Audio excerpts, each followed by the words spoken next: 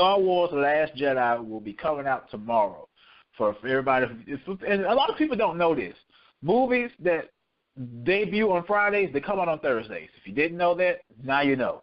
I see all my brand new movies on Thursdays now. You know, I can get in, get out, because I'm off on those days, and go catch the movie. So Star Wars: Last Jedi is coming out. I want to start with Kevin. Jeremy, you're a big Star Wars fan too, and Kevin, you are as well. But I want to start out with you, and what are your thoughts about Star Wars: The Last Jedi? I'm just ready to go in there and for Rian Johnson to give me something I haven't seen in the Star Wars universe before. He's not like J.J. Abrams. I don't think he's there to retread something. You know, J.J. is the person you call when you're trying to get stuff off the ground and get it started again, Mission Impossible, Star Trek, and Star Wars now.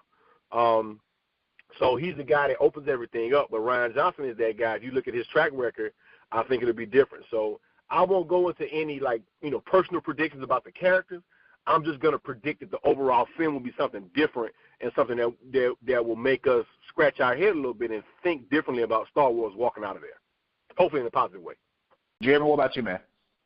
I am just so shocked and disturbed to find out that Rey's parents are both Porgs. Like, I don't even understand the biology behind that.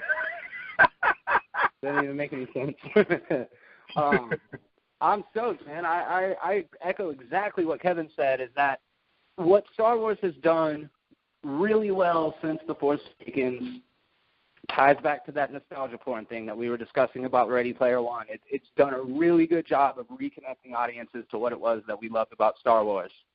If there's any criticism that can be leveled against, in my opinion, if there's any criticism that can be leveled against The Force Awakens, is that it really doesn't try to push the franchise into bold new directions. And I very much agree that Rian Johnson can be that dude, because he makes heady sci-fi. He makes hard sci-fi. Looper is a fantastic movie, and from what I've heard,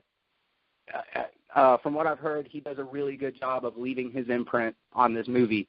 I've done a really good job about avoiding any specific spoilers. I haven't intaken anything. I don't know anything. I'm trying to get in Thursday night, exactly like you said, to catch it when it premieres. I might not be able to go till Friday, but I just, I'm a person who worries a lot about oversaturation with properties that I love. I think something is special because it's unique, and once that special and unique thing becomes the norm, then all of a sudden it's not as much of an event anymore. And ever since I heard that Lucasfilm was being acquired by Disney, and that they were planning on rolling out a movie every year, I was a little hesitant and a little uneasy, and I still am, because one of these days it's inevitable they're gonna strike out. They're gonna put out that one bad movie. Let's hope it's not Han Solo, because that's the one everybody's so weary about even existing in the first place, and there's been production issues. But today, I have loved every single decision that they've made. Rogue One wasn't for everybody. I thought it was an exceptional movie. I really liked the way that they didn't so much deviate from the formula. They didn't show us a bunch of things we've never seen, but what we did get to see is more complex and rich characterizations, which is something that's true with The Force Awakens as well, because the very first trilogy was very classic epic storytelling, good versus evil, light versus dark kind of thing. The prequel trilogy had all sorts of problems, but it got more into the political side of the spectrum and tried to do interesting things and be its own.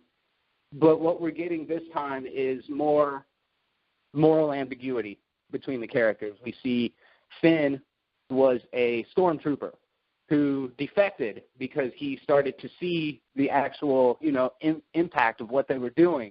We've got characters like, I'm not going to go,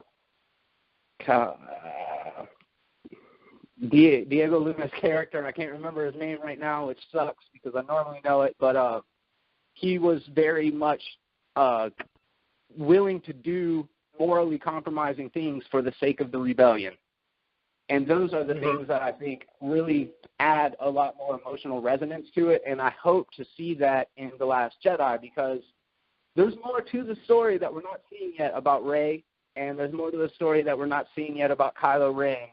And I just like the exploration of the fact that the Force does need balance. The Force needs the light. The Force needs the dark. And everybody in the Star Wars galaxy, everybody in the entire galaxy is gray. Like, there's nobody who's 100% light or dark. And I think that that's, just really a rich and complex thing to mine, and something moving forward that I think that there's a lot of potential with. So, yeah, I mean, I'm pumped, and I do have high expectations. I love the fact that some diehard Star Wars fans aren't necessarily 100% behind some of the choices that they make, because that means that they're taking chances, and that's exciting to me, Most definitely. For me, becoming like a brand new Star Wars fan, in the sense, I'm really starting to get into a lot of the lore, really starting to get into a lot of what's going on. I'm excited. Like, I'm amped. Like, I don't think I've ever been this amped to go watch a Star Wars movie. Like, I'm ready.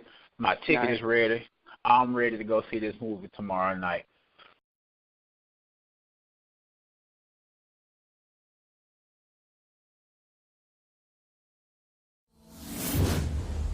Fandoms Anonymous.